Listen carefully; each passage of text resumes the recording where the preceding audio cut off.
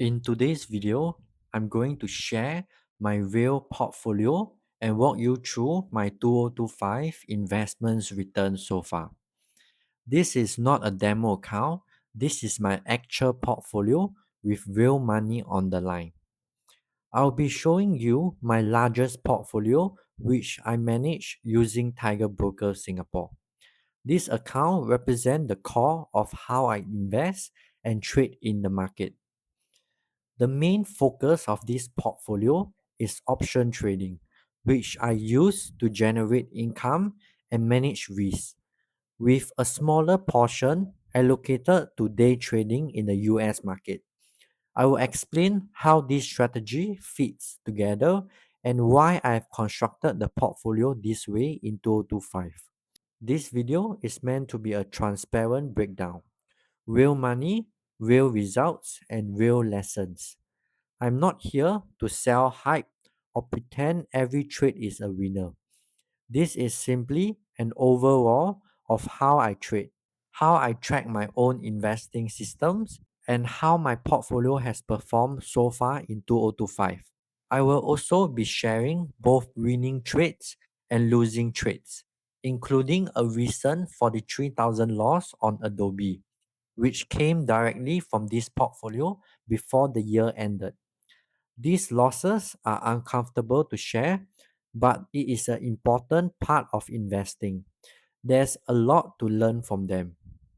So, if you are interested in seeing how I invest in the market in 2025 and what is working, what is not, and how I'm adjusting going forward, let's dive into the numbers. I would say that 2025 was a very tough year to invest in.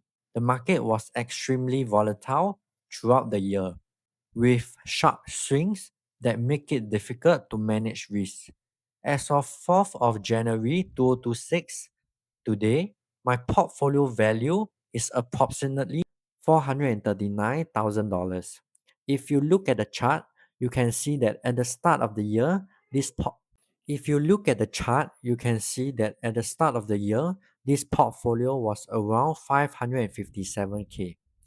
The beginning of the year was particularly rough. During the market dip in April, volatility spiked and several of my positions were hit hard. At its lowest point in April 2025, this portfolio dropped to around 235k.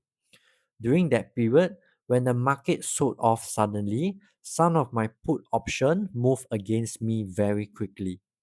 Because of the risk involved, I chose to close those positions instead of taking assignment.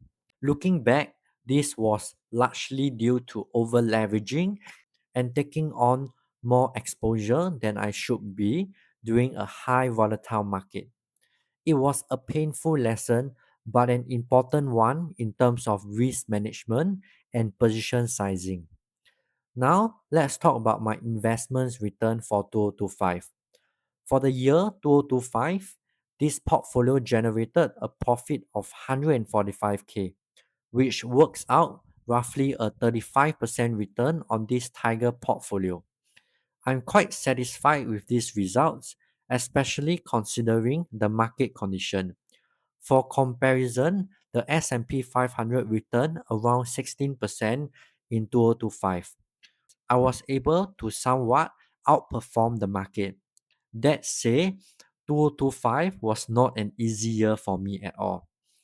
At one point, my portfolio was down more than 50%, and that kind of drawdown is extremely challenging from a mental and emotional perspective. Staying disciplined and sticking to my system during that period was honestly one of the hardest part of the year. In total, I made close to 400 trades throughout 2025. The majority of these trades were profitable largely because I focused on just two simple option strategy in this portfolio instead of consistently changing approaches. This experience reinforced an important lesson for me. Consistency and simplicity often matter more than complexity, especially in volatile market. If we look at my losing trade in 2025, The biggest one came from Adobe, which I have already discussed in a previous video where I explained why I decided to cut the position. The recorded loss on Adobe was about 24,000. That figure already takes into account some of the income I earned earlier by selling covered call and cash secure put on the stock. The next set of losses came during the sudden market drop in April. During that period, my Meta option position were hit hard, resulting in losses of around 18,000, 12,000, and 8,000 across different trades. Looking back, many of these losses could have been reduced or avoided. The main issue wasn't the strategy itself, but the fact that I overtraded and over leveraged the portfolio during a highly volatile market. This was one of the most important lessons I learned in 2025. The market can drop at any time, and using too much leverage or margin can quickly turn a bad period into a very large loss. For my portfolio, managing leverage is critical. Over leveraging and forced liquidation can be extremely costly, and avoiding that risk has become a core rule in how I trade going forward. So, you might be wondering, if you are looking for a broker to start investing, check out Tiger Broker Singapore.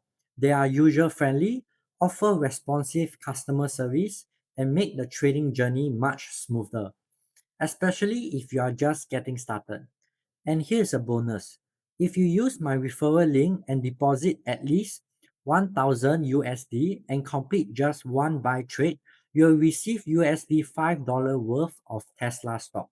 This is a brokerage that have simple steps, quick rewards, and a great platform.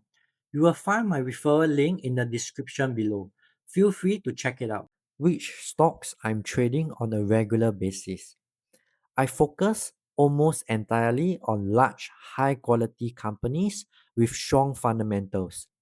I don't trade small or speculative stocks. Instead, you will see that most of my position are in the Magnificent Seven and other well established large cap names. The main approach of this portfolio is to generate consistent income through option trading, and this approach has worked quite well for me in 2025. I deliberately limit myself to what I consider the top 1% of companies in the US market. Businesses with strong balance sheet, durable earning, and deep liquidity. These qualities are extremely important when trading options. As you can see from the results, many of these large cap names have contributed positively to my returns, including Meta, Amazon, Nvidia, and other major technology companies. By focusing on quality companies and keeping my stock universe small, I'm able to manage risk better and stay disciplined with my option strategy. One question I get a lot is why I focus on big, well known stock when trading options instead of smaller or more speculative companies. The first reason is liquidity. Large cap stocks like Meta, Amazon, Nvidia, and Apple have extremely active option market. That means there are plenty of buyer and seller, tighter bid-ask spread, and it's much easier to enter and exit trade without losing money to slippage. The second reason is more predictable price behavior. Big company with strong fundamentals tend to move in a more structural way compared to a small cap stocks, which can swing wildly on news or low volume. This makes option price more stable and risk easier to manage. Third, these companies have high quality option chain. You get more strike prices, more expiration dates, and better pricing. That gives me more flexibility to adjust, roll, or manage trade when the market moves against me. Another important reason is assignment risk. If I get assigned on a big profitable company, I'm much more comfortable holding the stock long. Getting a sign on a weak or speculative stock can be much more dangerous. Lastly, big companies are consistently covered by institutions, which means information is more transparent and surprises are less extreme. That doesn't remove risk, but it reduces unnecessary uncertainty. For my style of trading, focusing on large, high quality companies allow me to prioritize consistency and risk control over chasing quick wins. It may not be the most exciting approach, but it's one that fits my goal of generating steady option income over time. So, some lessons I learned from trading in 2025. 2025 was a tough year and it taught me some critical lessons about risk and portfolio management. Number one, avoid over leverage. Taking on too much leverage can turn even small market move into massive losses. I learned the hard way that over leveraging can put your entire portfolio at serious risk. Number two, avoid excess margin use. Using too much margin is usually risky in volatile market. It can amplify losses or force you to close position at the worst possible time. Number three, liquidation can wipe out your account. If leverage and margin are not managed properly, a sudden market move can trigger automatically liquidation, potentially wiping out a large portion of your portfolio. Number four, stick with a brokerage you know. Using a platform you are familiar with makes a huge difference. I personally use Tiger Broker because it's easy to use and fit my trading style. To reduce risk, I also make sure my portfolio never exceed 500k. So even if something were to happen to the platform, my capital is protected. These lessons are simple but extremely important. 225 reminded me that preserving capital and managing risk is far more important than chasing return, especially in volatile market.